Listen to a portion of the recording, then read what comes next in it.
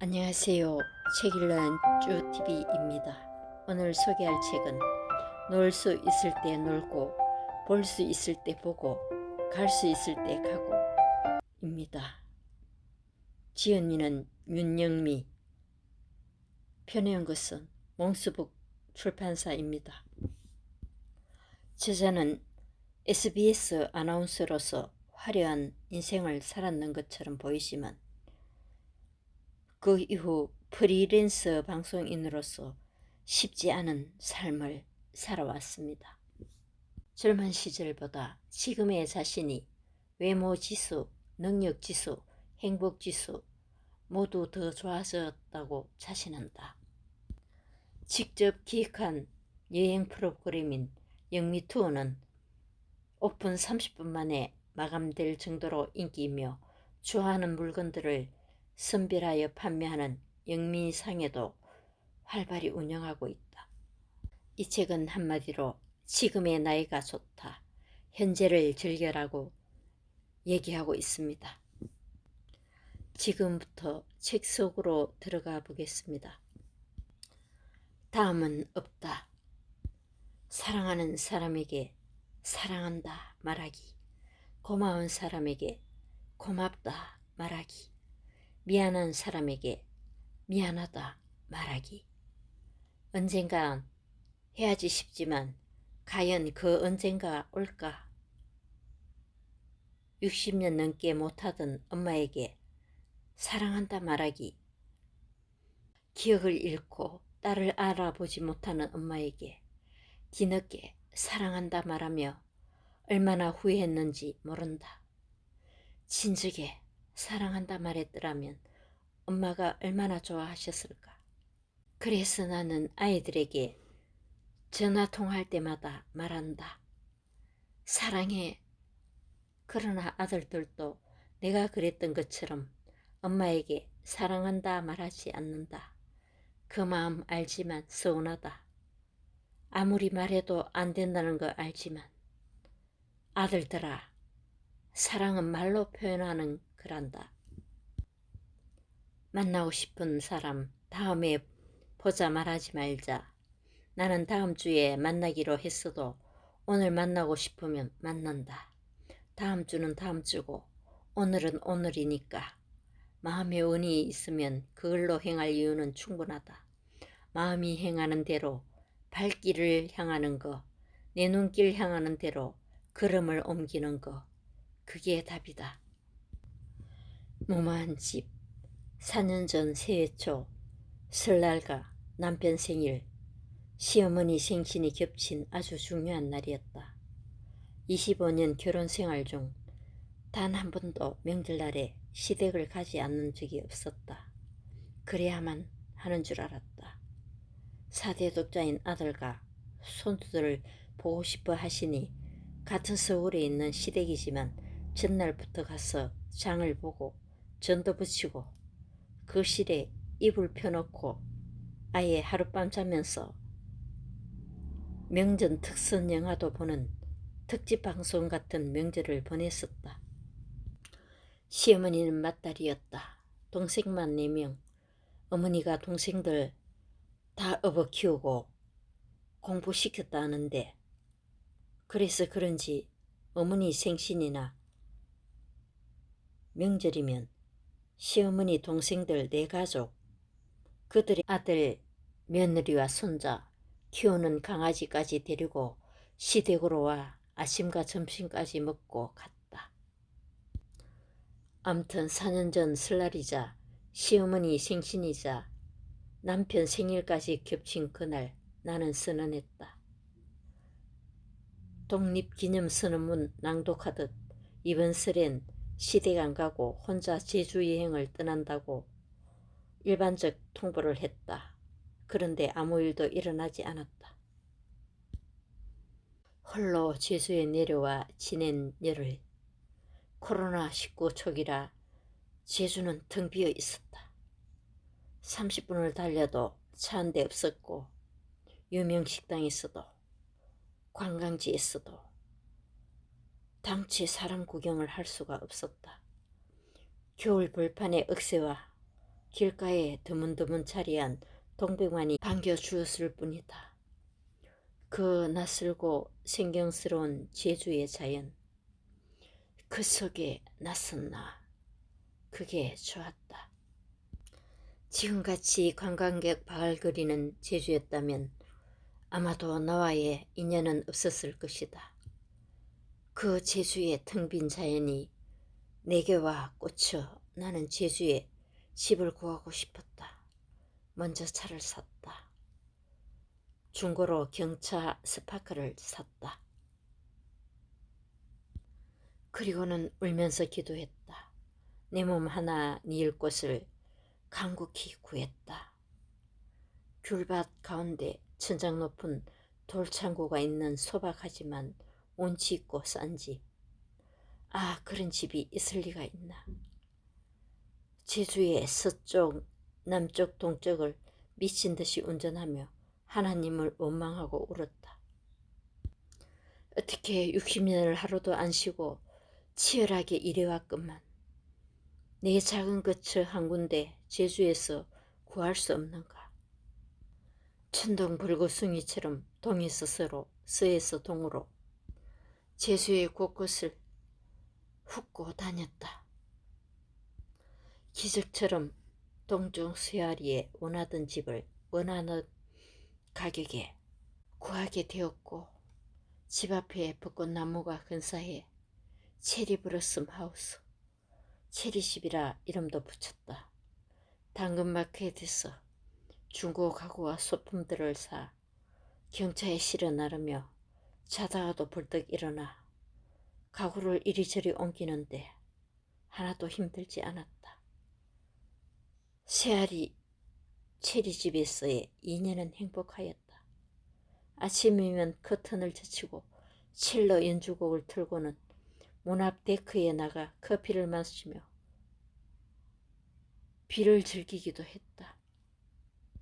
집 근처 아끈다랑시 오름으로 가는 길은 봄엔 개묵꽃, 가을엔 코스모스 천지라 뒤돌아보는 새와 바다의 블루와 하양 분홍의 개묵꽃, 코스모스 물결이 아스라의 꿈결만 같았다.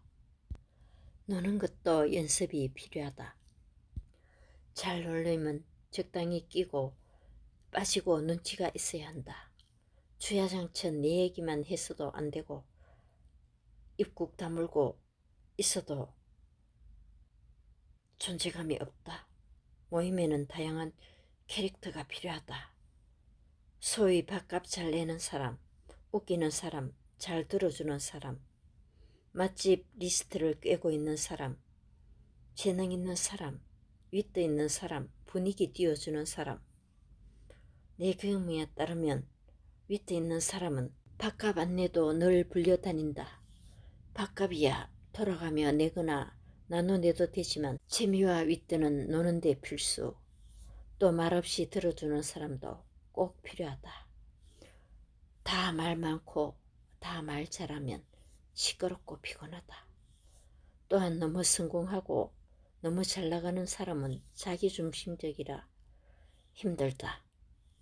잘 나가는 기업가 시인은 칭찬만 들으려 하고 트렌디한 장소에 가면 어울리지 못해 어색해하고 지하 횟집이나 호텔 꼭대기 레스토랑만 찾는다.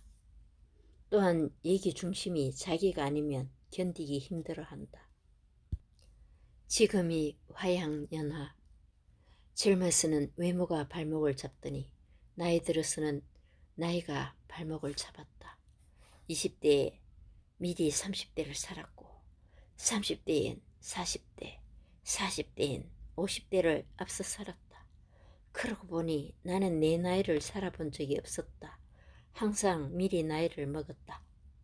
20대엔 시집 못 간 노처녀라고 놀림을 당해 나의 젊음을 알아채지 못하였으며 30대엔 마흔을 바라보고 미리 여성성을 잃었었고 40대엔 50이 겁나 마흔을 제대로 살지 못했다.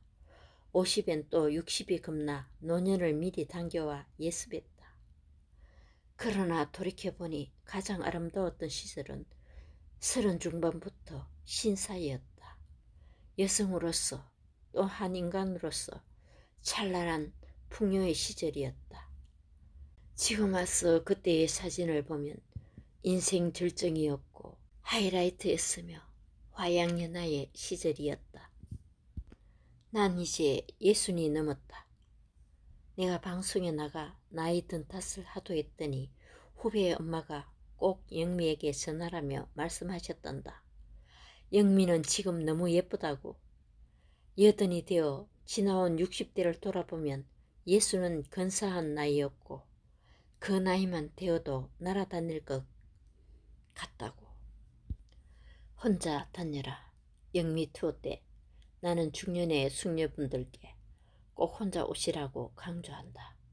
친구 손잡고 오면 친구의 얼굴만 보게 되고 그렇게 되면 여행의 참맛인 나를 들여다보기가 어렵다는 얘기를 한다. 나를 만나는 시간을 위해 여행하는 건데 친구와 여행하느라 나를 놓칠 수 있다. 그리고 혼자 여행해야 자연을 더 깊게 바라보게 되고 다른 사람의 내면도 들여다보면서 진정한 나를 만날 수 있다.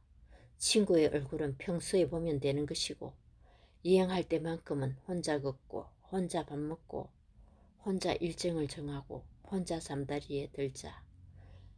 외롭지만 그 외로움 시간만큼은 반드시 성장한다고 믿는다.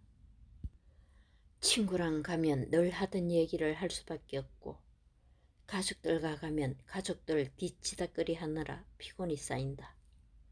종종 친구라 여행 갔다가 싸워서 돌아와 관계가 멀어지는 경우도 있는데 각자의 자아가 서로 부딪히기 때문이다. 그러니 매번 혼자 다니란 말이 아니라 가끔은 혼자여도 좋다는 얘기다.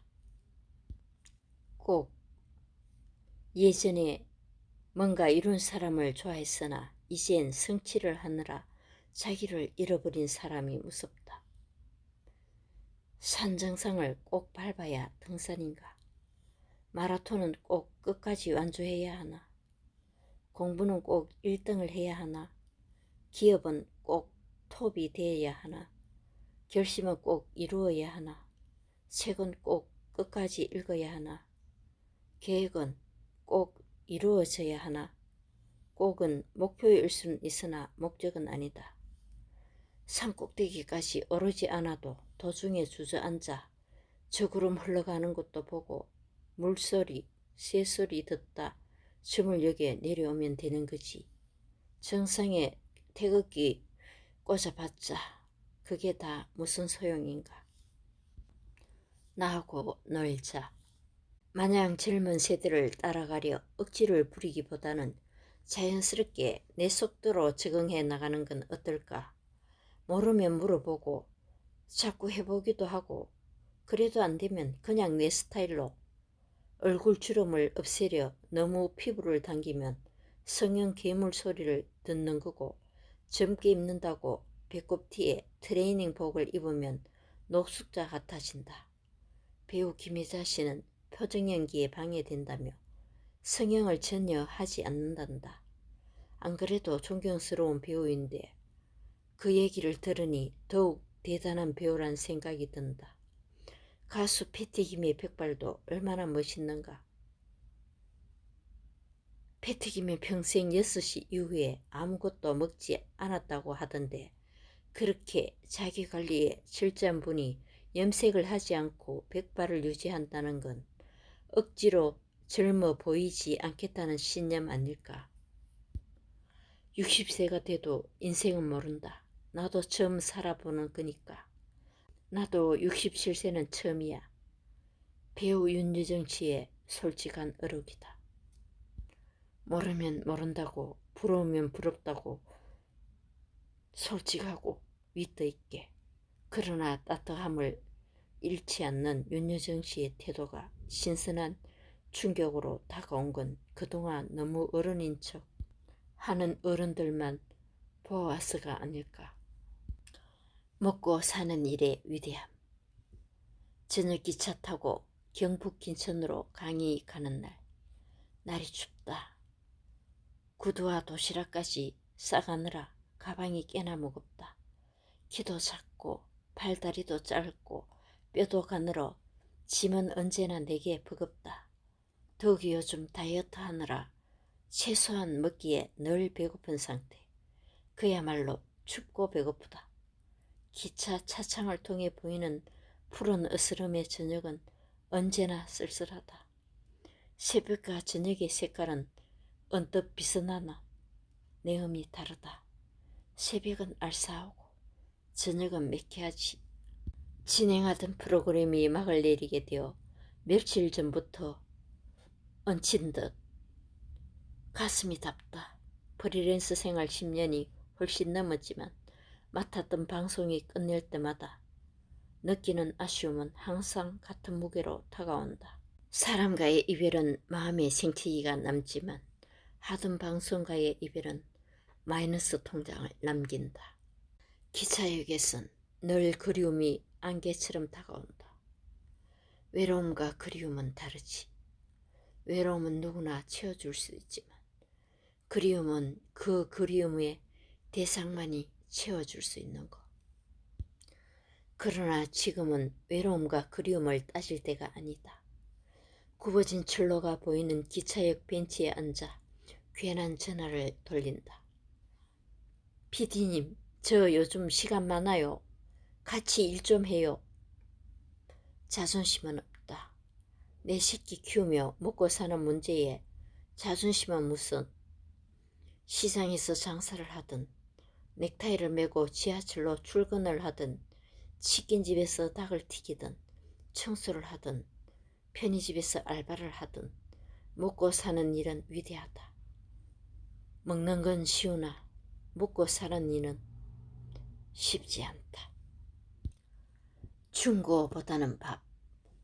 충고는 하고 싶어도 하지 말고 그래도 꼭 하고 싶어도 하지 말고 너무너무 하고 싶어도 하지 말고 정하고 싶으면 그래도 하지 말라는 말을 어딘가 책에서 본 기억이 있다. 우리는 상대를 위한다는 명목으로 어쩌면 너보다 내가 더 낫다는 전제하에 충고를 저지른다. 나도 누군가의 충고가 듣기 싫은데 누군가의 늘 나의 충고가 달갑겠는가. 충고로 고칠 수 있었으면 벌써 고쳤겠지. 그리고 각자의 경우와 상황과 역사가 다른데 타인의 경험치로 무슨 충고가 가당키나 하겠는가. 너나 잘했어요. 가칠리다. 충고할 시간에 밥이나 사자. 생활인 윤영미의 사연이 가슴을 울립니다. 지금이 나의 가장 찬란한 시절입니다. 누구나 이 시절을 누릴 권리가 있습니다. 감사합니다.